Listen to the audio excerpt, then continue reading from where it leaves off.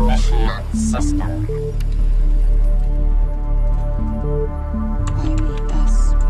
Yes. Hello, Captain Rogers. And the Black Widow, I saw her moving. Some kind of recording. Do you know who I am? I might look a little bit different now, of course, but once, you would have recognized me as interpreting the stars.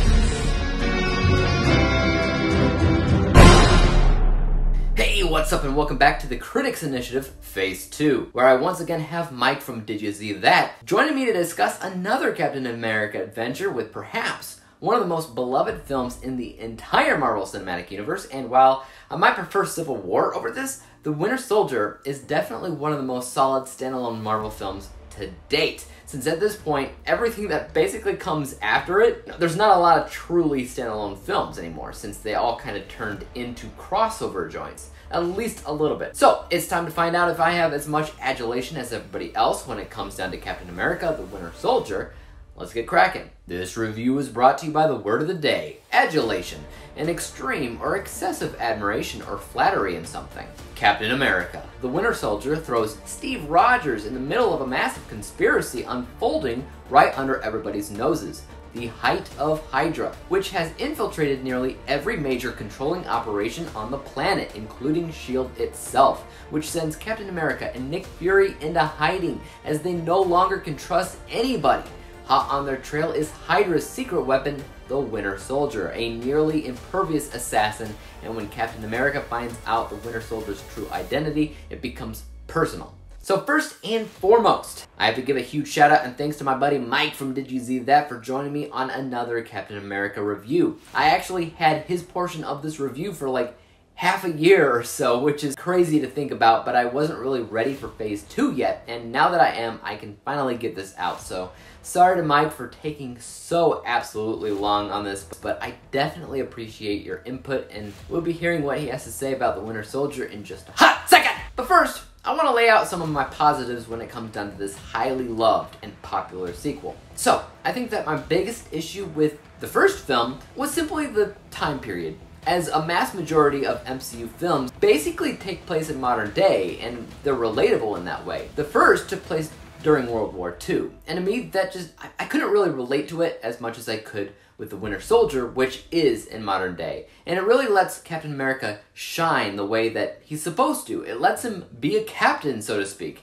And honestly, it kills it in that kind of capacity. This is a film, I think, that's mostly regarded as one of the best in the MCU when it comes down to its action. And that is definitely something that I agree with. The sheer amount of memorable action sequences in this film is insane, and especially how they are shot and edited has always been a really big draw for me when it comes down to this film. And story-wise, I think that this paranoia that surrounds it, with Hydra being everywhere and how everybody could potentially be a member of it, makes it so that you can't trust anybody. That's incredibly strong, and it makes this film feel iconic in and of itself. And like I said, it turns this into a film that's probably one of the MCU's best standalone movies. Now, I have my own favorite when it comes down to the standalones, and I feel like The Winter Soldier is definitely sometimes overhyped to a degree. We'll talk about that in a second, so make sure that you stick around for that. But I'm gonna quickly throw this over to Mike to hear his thoughts on this film, so take it away, dude.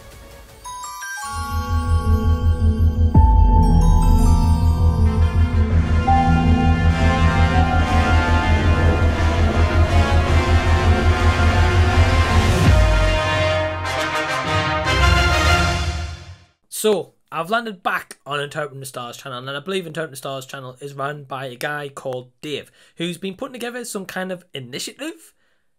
Hell yeah, he's been putting together an initiative, and I've been part of that in the first installment of the Captain America franchise, Captain America, the First Avenger, which Dave, my man, thank you so much for having me a part of. And if you're going to ask me back for another Captain America movie, hell, I'm definitely not going to say no, because this time around we're talking about the 2014 installment, Captain America, the Winter Soldier. And Dave, I've just got to say, firstly, to your viewers, If you're not subscribed to Dave, I mean, what the hell are you sincerely doing? Go give him some love. Press the subscribe button literally down below. It takes you literally a second or two. And I'm sure you'd love to see you back here again. And this guy has the best intros on YouTube. Now, anyway, in regards with my thoughts on Captain America, the Winter Soldier, and that's why Dave's handed over to me for just a hot second. However, in regards with Captain America, the Winter Soldier, it came out in 2014. It's directed by the Russo brothers, and of course it has an all-star studded cast of Chris Evans, Sebastian Stan, and so many more other people. And personally, one of my favourites, Robert Redford, is in this movie. Yeah, how they managed to get him into the MCU, love it. Anyway, in regards with Captain America, I'm sure Dave's touched all the plot, but essentially it's around Captain America and kind of deal with all these kind of complexities of situations and kind of all these backstabbing and betrayals. However, the main issue is he's trying to hunt down this assassin who's essentially causing terror to this overall big city. So what I will say about this movie is it is truly a fantastic installment in the MCU, if not one of the better installments, period. Simply for the fact that this movie is high octane, really just suspenseful movie to start with. It kind of took the superhero genre in a slightly different direction and also made it so gripping to just watch this movie.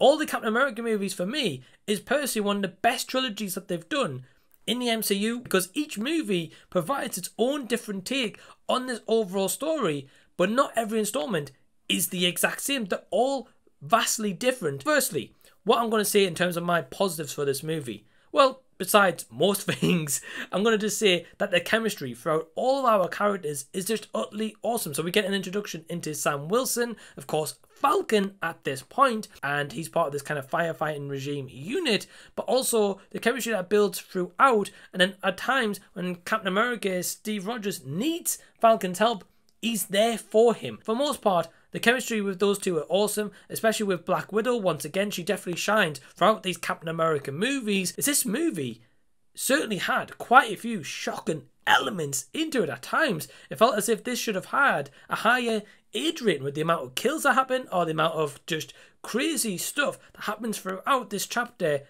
in this entire runtime. It's just nuts, and I always was left kind of on suspense whenever I've watched this movie because it's built up so well. Whether it's a shocking moment or whether it's even something that you see coming from a mile off, you're gripped to the screen as to what's going to happen next in this installment, because they just deliver it on so many occasions in this movie. Whether it's the first, second or third act, they deliver on something that advances the story throughout the movie, and that's one thing that I sincerely love. But also the character development that Steve Rogers gets in this movie, and the shocking revelation that he has, which spoilers by the way, he notices that this assassin is Bucky Barnes, but obviously Bucky Barnes isn't himself because of Hydra.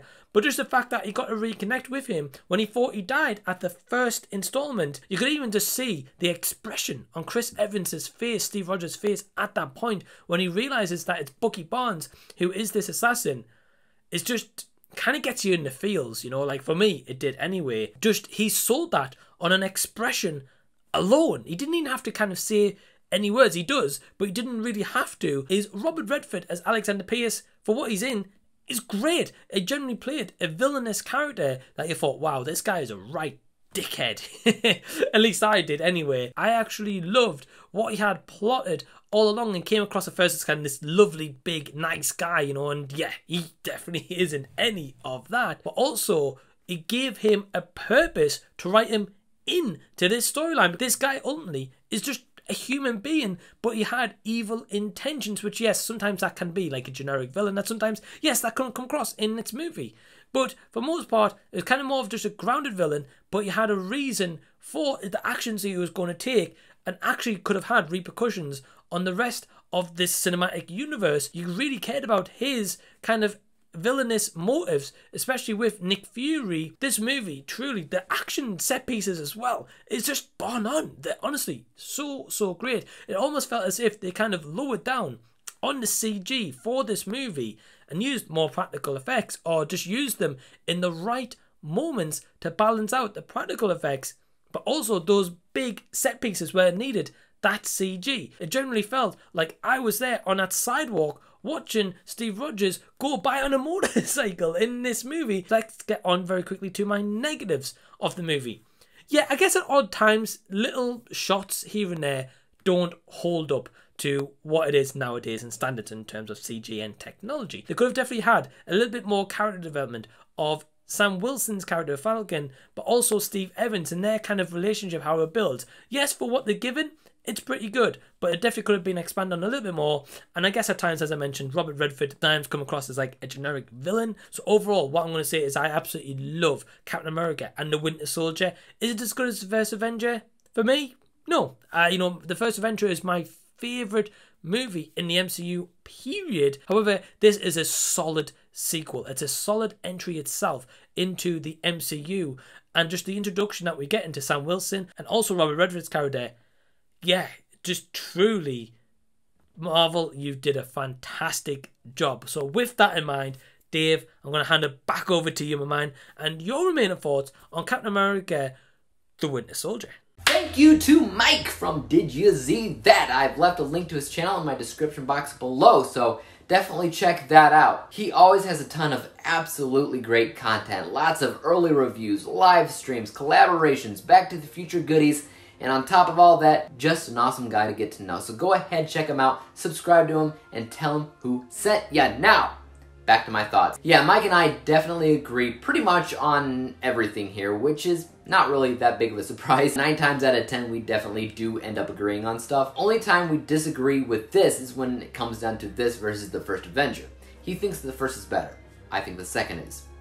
That's about it when it comes down to our disagreements. I do agree that basically all of these action set pieces are crazy good, that the chemistry and the emotion in the film is definitely felt by the audience. All that. As an MCU film, it's very memorable. It's a solid standalone film. It's a great sequel all around, and definitely one of Phase 2's best movies. But I don't think it's as good as other people say it is in terms of calling it the best MCU movie ever. I've heard that so many times by so many different people, even after the biggest of Phase 3 came out, like Infinity War and Endgame. People were convinced that it never really touched the Winter Soldier. And I don't know, if we're just talking about overall entertainment and experience, I think I'd rather watch Infinity War. I think I'd rather watch Endgame. Heck, as I've already kind of stated, I think I'd also rather watch Civil War. That's not to say that there's anything wrong with this movie. I've already said that it's solid, it works, it's big, it's memorable, but I just wouldn't necessarily call it perfect. So really, in terms of negatives, I don't have that much to add. Nothing screams bad, per se, but I would just say that not everything blew me away either. Some things did, absolutely, while other things didn't, but as a whole, I gotta give this film a pretty great score. So I'm talking about an A-letter grade and a score of 95% overall. I guess, it is really easy to see how you'd consider this top-tier Marvel, and I absolutely get it. But we have a long ways to go to see how the rest of the MCU gets rated. Thanks again to Mike for joining me on yet another review. Mike will return in my review of Avengers Age of Ultron. But next up, I have Guardians of the Galaxy, so make sure that you don't miss that. Hit the subscribe button and bell to be notified when I come out with that review, and until then, peace out!